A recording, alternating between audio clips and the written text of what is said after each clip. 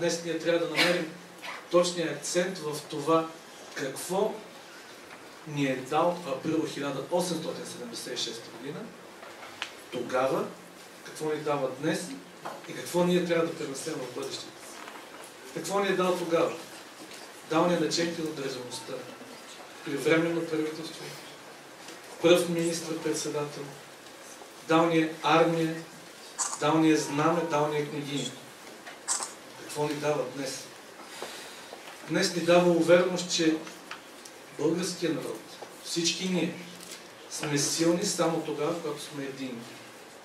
И тогава, когато се уповаваме на вярата. Има ли ги тия две неща? Тогава можем да отстояваме своите национални позиции навсякъде и пред всеки. А какво трябва да оставим и ние да предадем на тези след нас? Нещо много просто. Да помнят своя род и родина. И да не се срамуват да се наречат вълки.